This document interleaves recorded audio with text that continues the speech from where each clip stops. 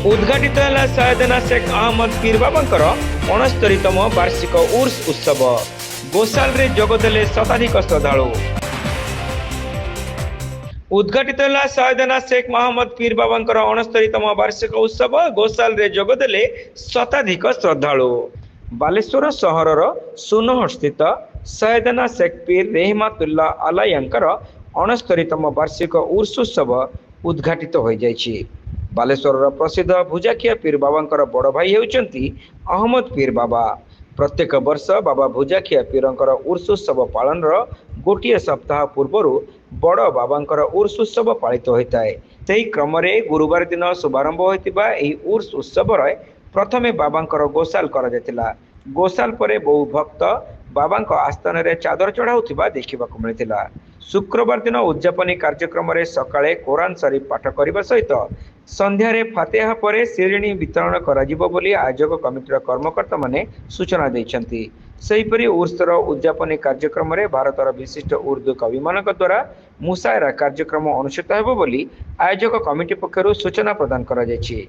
आम सर्वप्रथम आपण जरिया जिते भी आपणकर जो दर्शक अच्छा समस्त को मु आजिका यही उत्सव स्वागत करुच्ची।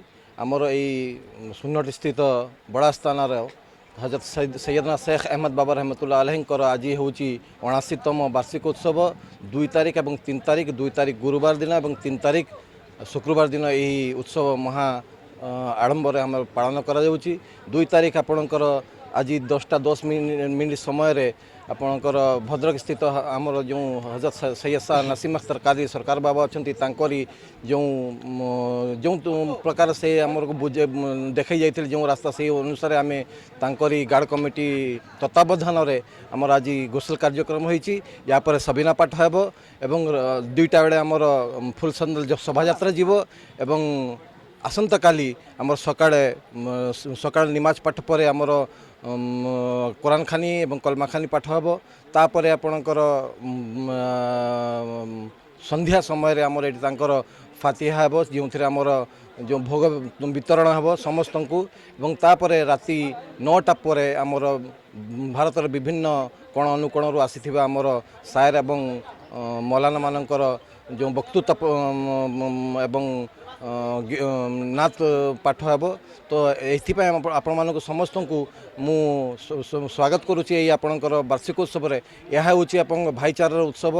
एठार समस्त हिंदू मुस्लिम सिख ईसाई समस्त आसिक मनस्कामना पूरण करने से आसती और से मनस्कामना पूरण होगापर से आसी भोग बा मानसिकता पूरण करती। से समस्त को मु स्वागत करुच्ची। बड़स्थान परिचालन कमिटी तरफ समस्त यही उत्सव योगदान करंतु एवं बाबांकर आशीर्वाद लाभ करंतु।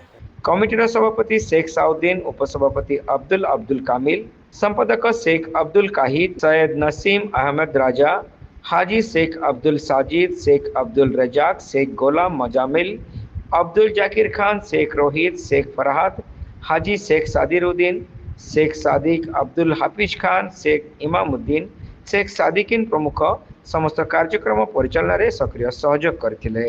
ये उर्स अहमदी हजरत वली शेख अहमद साहब बाबा रहमतुल्लाह अलैह उर्स बड़ा आस्थाना का 69वां उर्स मुबारक मनाया जा रहा है आज और कल, यानी अप्रैल 2 और 3 को।